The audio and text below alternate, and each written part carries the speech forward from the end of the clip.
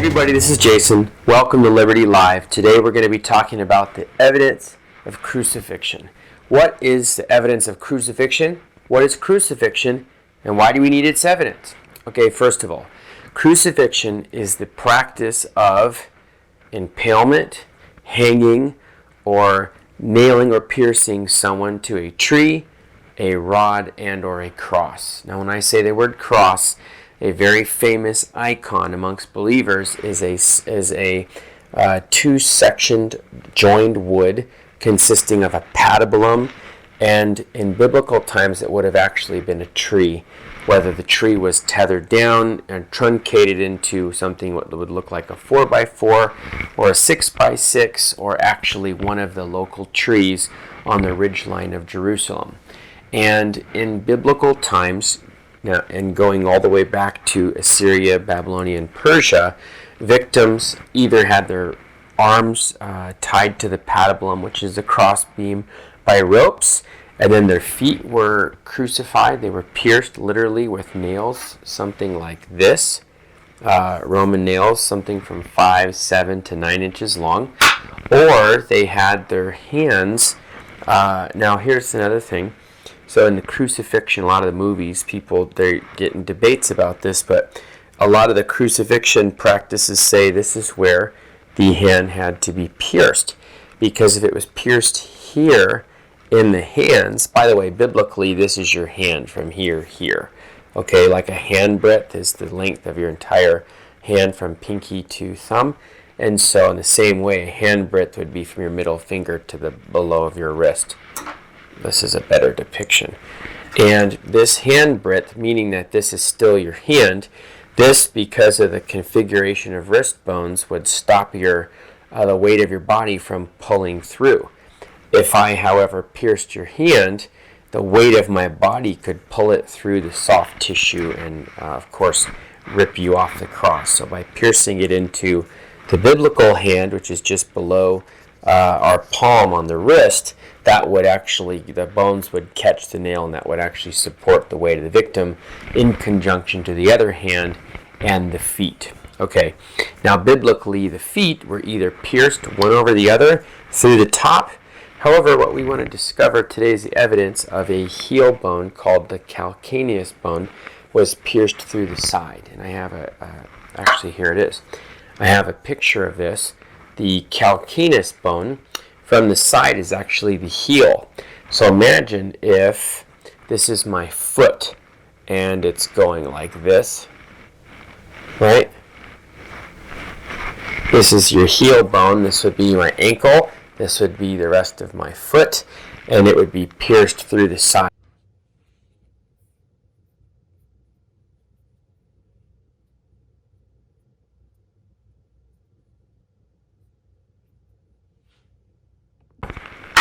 Interesting about this, they found, now here's what we have to know. So there's these kids that go to university, they've grown up in Sunday school, Christian middle school, Christian high school, they go to college, and college teaches them things. They come back either struggling to believe or not believing at all because they take a world religion class, world history, or they go, I talked to a bunch of atheist professors and there's no evidence for what I believe, and they come back confused. What a disaster, right? And why should that be? Well, first of all, this is not a new thing. Do you know, as little as one generation after Joshua, the people had no recollection of what the Lord did. You mean Joshua that went after Moses, succeeded him? Yeah.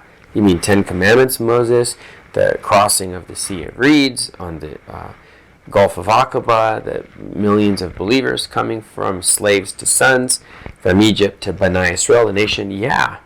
Even one generation later, it says they had no idea of what the Lord did. So it's like we have this duty to impart from Abraham to Isaac, Isaac to Jacob, Jacob to the 12 tribes, what we believe in, right, to succeed the victory of Christ in this day and in this hour, to take Christ to crisis. Okay, let's get back to calcaneus.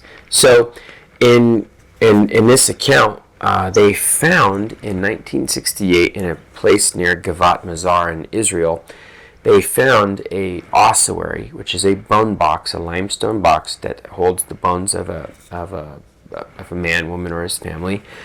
that had a heel bone with a Roman nail, an iron nail, still in the bone, exactly like this. And there were fibers, if you will, of olive wood touching the bone and of acacia wood.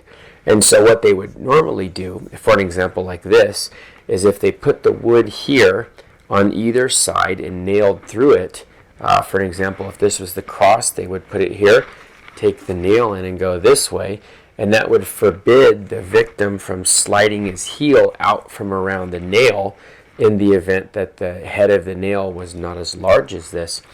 Or what they would do is put the wood on the ground, and then they would nail the victim's heel bone in there, and then they would fix that to the cross because it would be easier to do when the victim is erected. So anyway, they find this ossuary, a bone box, and they find the calcaneus bone, which is the heel bone, with a nail still in it. And as much as you'd say, well, of course, thousands of people were crucified. As a matter of fact, we have some accounts of this. We have Jesus and the two thieves in the cross, right? Our King and our God in the flesh, crucified, but he's resurrected, and he tells Thomas, look at my hands, check my side. Obviously, we know that he was crucified, and that so this body's alive and on the go. Where can we find it? Right, it's ascended on high. So is there then any evidence for this? And let me describe to you a few literary contributions from one of the most famous biblical historians by the name of Josephus Flavius. It says there's a book called Antiquities of the Jews and Wars of the Jews. Okay, so in Antiquities 17, it says that he had, and we're talking about neighboring conquest and commanders, some of the Greco-Roman villains, if you will, who came over, like Antiochus Epiphanes and Titus and Nero, these types of guys who came over and did battles and conquests against the Hasmoneans during the Maccabean revolt, and then into 70 AD during the final destruction of Jerusalem.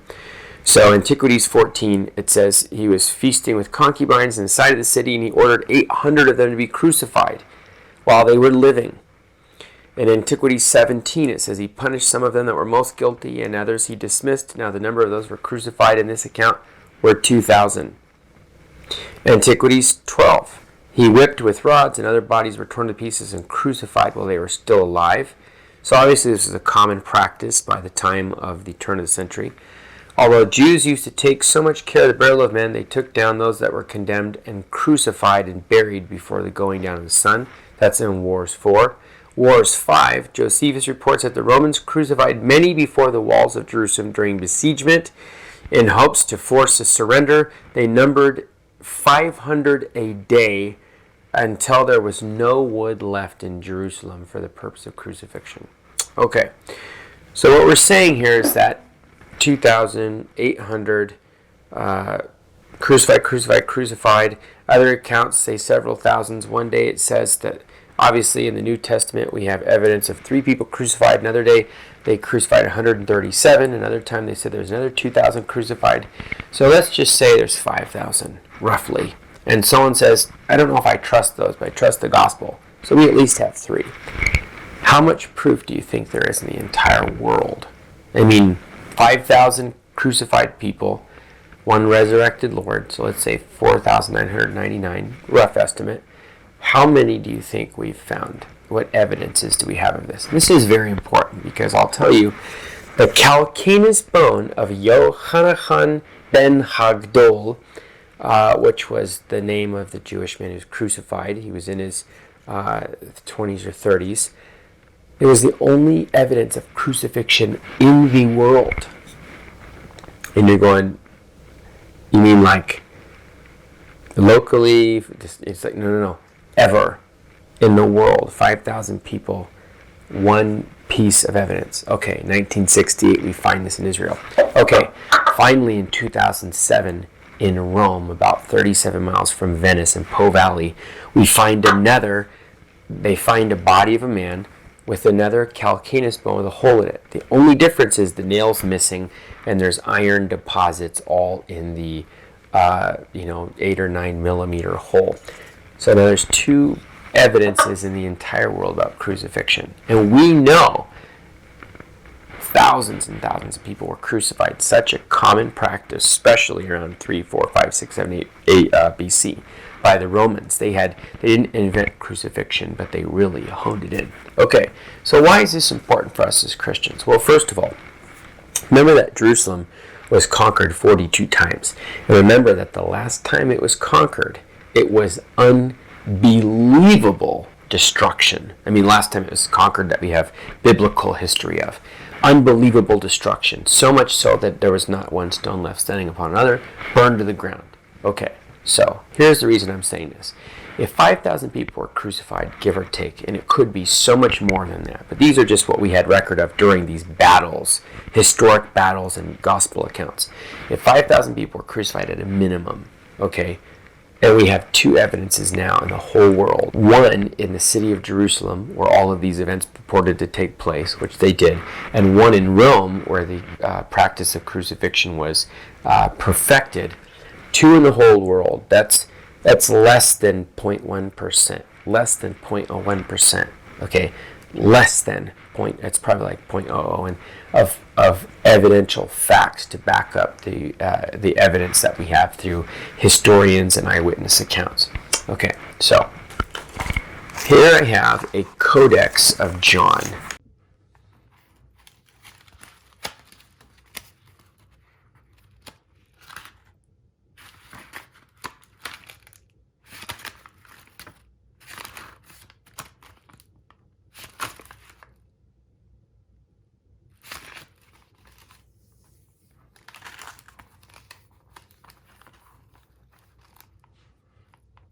Okay, this is one of the oldest books of John that we've ever found to date. Okay, and some of these date back to 60 AD, 70 AD. Revelation was 90 AD, and Revelation, rightly so. John was banished to Patmos a little earlier than that, but he lived many years in exile. Are these then the oldest copies of the New Testament? Or are they simply the oldest ones we've found? See, here's the problem. When you have a biblical scribe, it's like the stenographers in court, and as it happens, they could type like 300, 400, 500 words per minute, right as you're saying, yes sir, no sir, they're typing it all down. They're waiting for you to speak the next word. Well, scribes in the biblical era, they wrote down things in real time as they happened. They didn't sit there and wait 40, 50, 60 years later. Help me remember what happened, Lord, and they write it down. No, this is real-time capturing of history.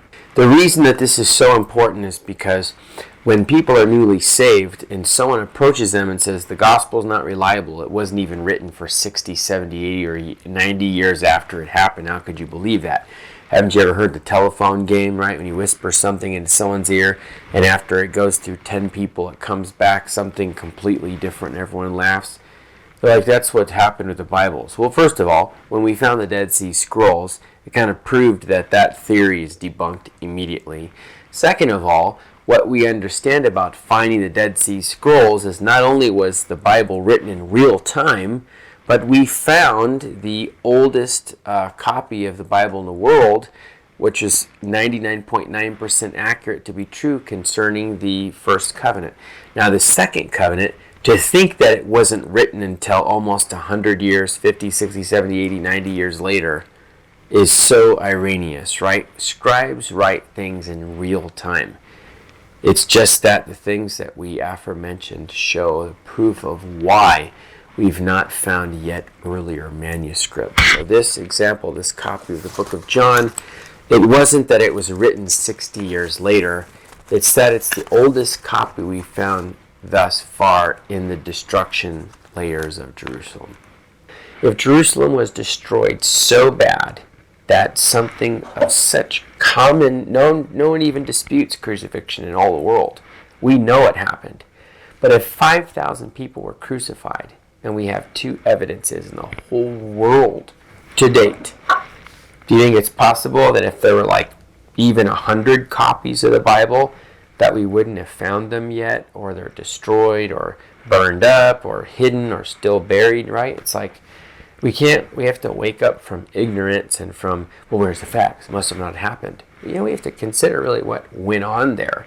That would be like looking at, under a one of the World War II cities that was bombed, looking for evidence of someone's, phone book prior to the explosion after it happened. It's like you're just not going to find it.